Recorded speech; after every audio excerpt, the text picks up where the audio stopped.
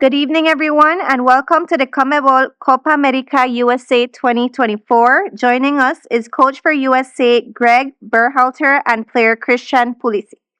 Before we get started, kindly be reminded that broadcasting or recording is strictly prohibited.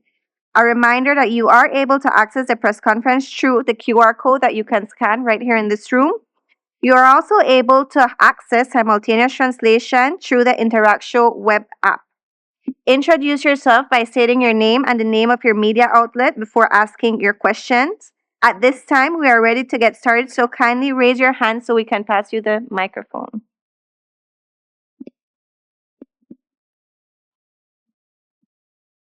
Thanks, guys. Doug McIntyre, Fox Sports. Question for each of you, Greg. I'll start with you. What does it say about the margins at any international tournament that you can win your first game by multiple goals, get a shutout? Second game, things go sideways. There's a red card, couple calls go against you. And now you find yourself in a position where even if you win tomorrow, you might be out in the group stage. I mean, how have you sort of processed that? And Christian, you were vocal about supporting Greg and wanting him to come back in the job, and you certainly weren't alone. How much responsibility does the team feel to get a win tomorrow, not just for yourselves, but for Greg too? Thank you. I'll start. That's tournament soccer, right? Things happen, and little things. We talk to the players all the time about, the game is about the moments, and each moment, adds up to the outcome of the game. And in this particular case, you see how pivotal, some of the moments were in the Panama game and the position it put us in. But the reality is, we still have a lot to play for. There's still a lot of soccer to be played in this group, right? We have to play our game. Panama has to play their game, and we're going to do the best possible job we can to put ourselves in a good position to advance. I would just say our focus as a collective is to go out and win the game because that's our team goal. It doesn't. That's not what we're thinking about. So for us, we're all here. We're all hungry. We want to win. We want to continue in this tournament, and that's what's motivating us to go tomorrow. Hey guys, Jenny Taff, Fox Sports. Christian, my question for you, you had a quote following last match that you guys will need to have the best game of your lives to get the result against Uruguay. What does that look like from start to finish to get it done? To be honest, thinking back, I don't think that's true. I don't think we have to play the best game of our lives. Maybe I was a bit emotional. I think we have to play a really strong game. I know we have a good enough team that if we do that and put on a really good performance, that's, means coming out with intensity from the start, not letting emotions get the best of us, though, sticking to our game plan and trusting that we have a good enough team and that, eventually over the 90 minutes we can, grab a goal and go ahead and win the game. So I think we just need a really strong performance. The best game of our lives would be great, but that doesn't happen often. Hi, Greg. Michele Giannone from Univision. Hi, Greg.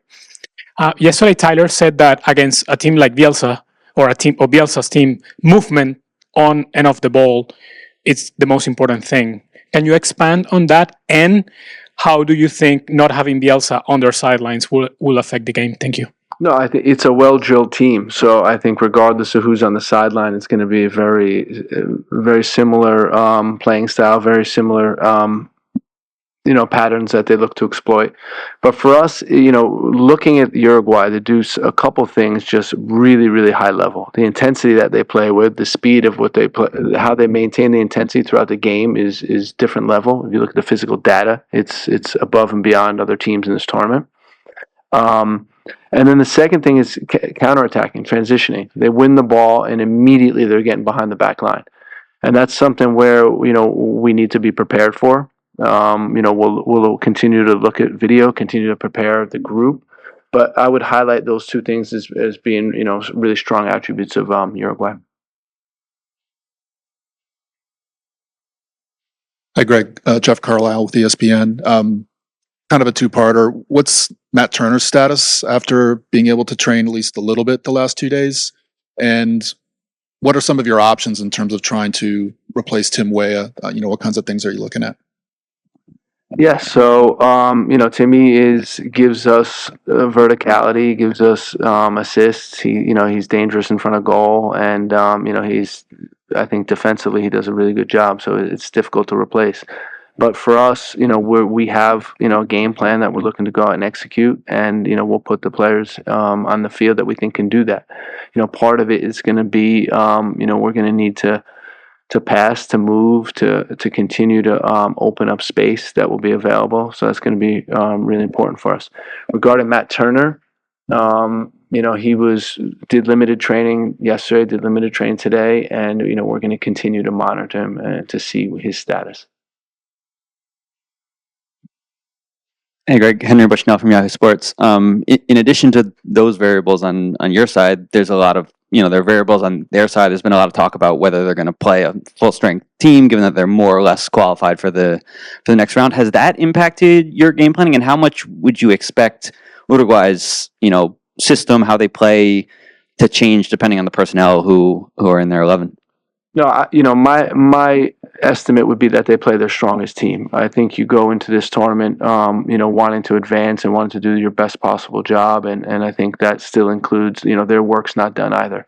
And so my guess is they're gonna play their strongest team, and that's what we're in this tournament for.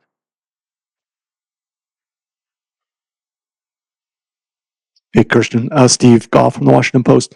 What beyond wanting to get to the next stage just for the purpose of pursuing a trophy, in the big picture, why would it be important to continue on for the program and for the sport in general to keep this going in a major spotlight? Because that's what it is. It's a major tournament.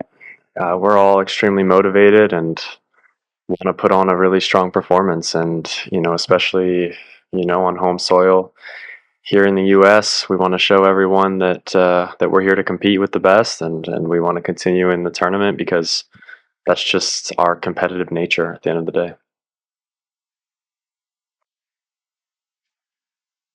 Jonathan Tannenbaum of the Philadelphia Inquirer. Greg, there is noise, there is talk, there is pressure. It is natural in a moment like this. It might even be a sign that this team and this sport are a bigger deal than they have been in the past, that they're, it's more important now. What is going through your mind personally at a moment like this? What do you feel?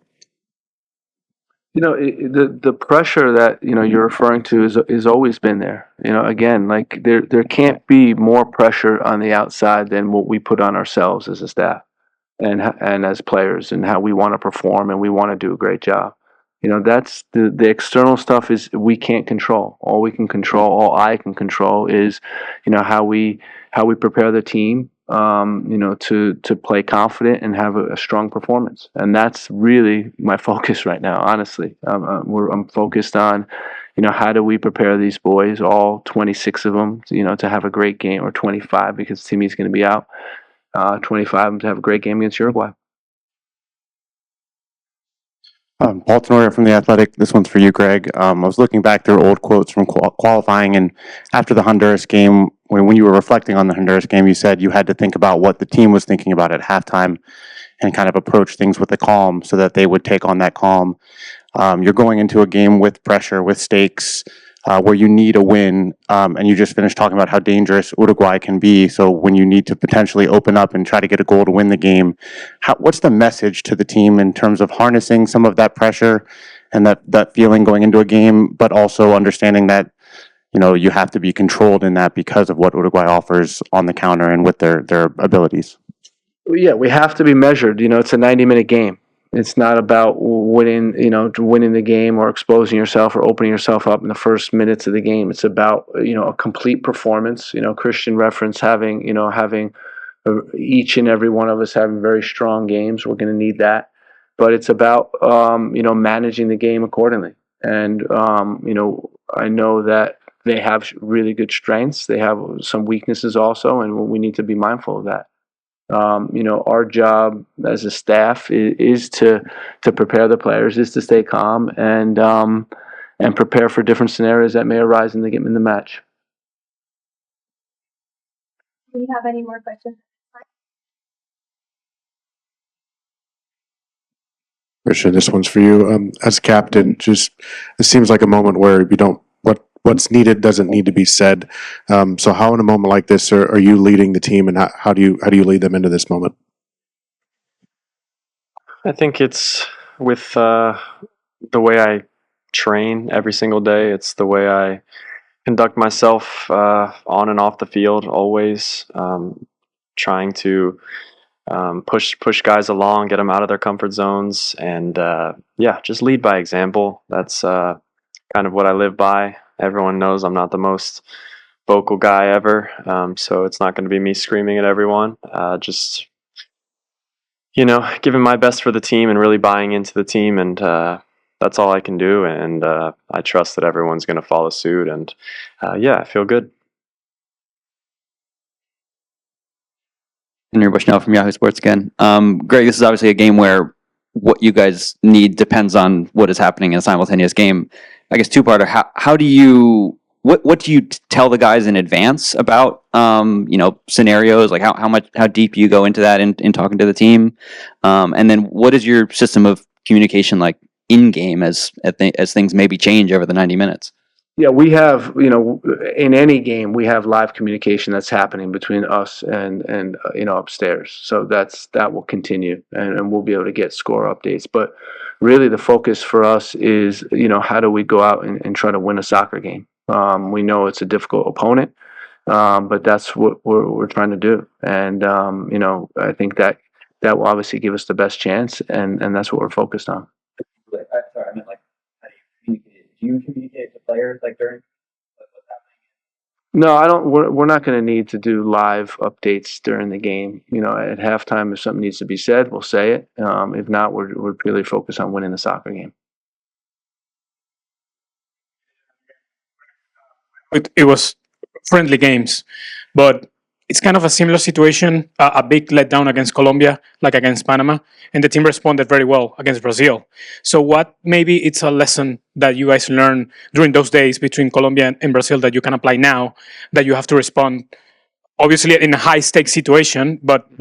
No, I know where you're trying to go. I think they're different situations, a lot of this, the Panama game was a really odd game, honestly. You don't see many games like that, and I think the biggest disappointment walking away from that game is that we didn't get a point, because I think we did well enough to get a point, and that's disappointing. But it leads us to our situation now, and it's tournament soccer, and we know, our knockout game actually came 5 days earlier. And if we don't put a good performance, we don't win the game, our Copa America is done. So that there's not much else to say.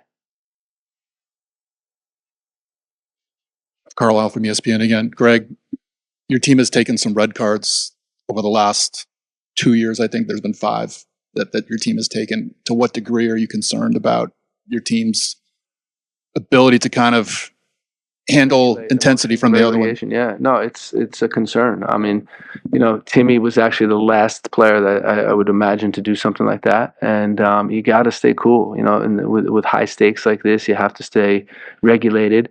We want to take it to the edge and not go over the edge. And you referenced 5 examples. I'm trying to think of what 5 though. We had Serginho, Weston, Serginho twice, Areola. What was that? Oh yeah, what's up? Yeah, that wasn't a red though, huh? Come on, do you remember that? I mean, come on. He just got subbed on, right? He was on for like 5 minutes. That's right. Things happen. Referees make decisions. We have to live with it. But our job is to remain calm and help the team. We want to be competing. We want to be playing hard, and we want to be playing fair. I'm Conrado Giulieri, ESPN Brazil. Let me insist on the pressure subject. 24 of 26 players playing abroad. Maybe this is the best generation that U.S. has on soccer.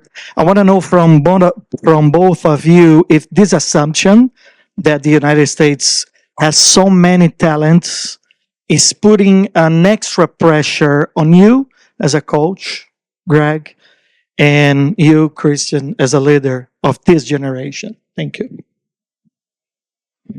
I'll start. Yeah.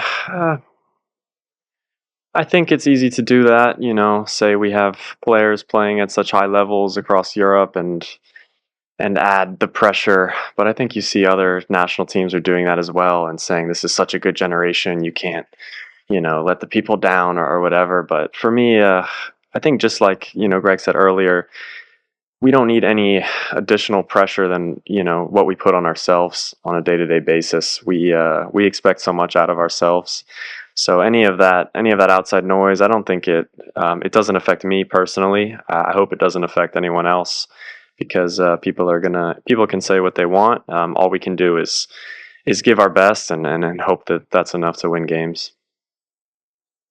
Yeah, along those lines, I mean, we know what representing our country brings, and we know that the public demands that we win games, and we take that responsibility very seriously, and we go out and we compete, and things happen in tournaments, but for us, for this generation in particular, we're focused on continue to build, continue to improve, and try to get those wins that give us confidence to keep going.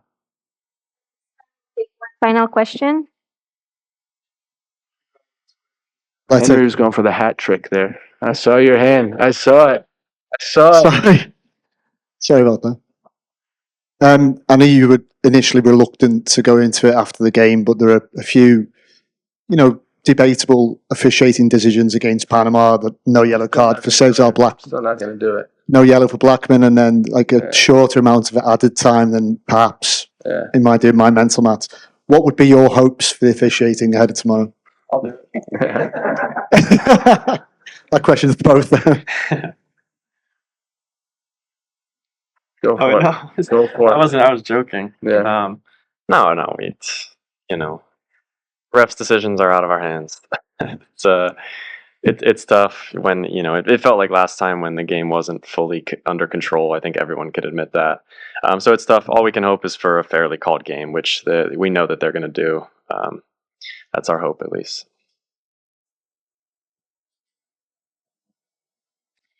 Okay, so Coach Gregg Berhalter and player Christian Pulisic, thank you very much. With this, we have come to the end of today's press conference. Thank you.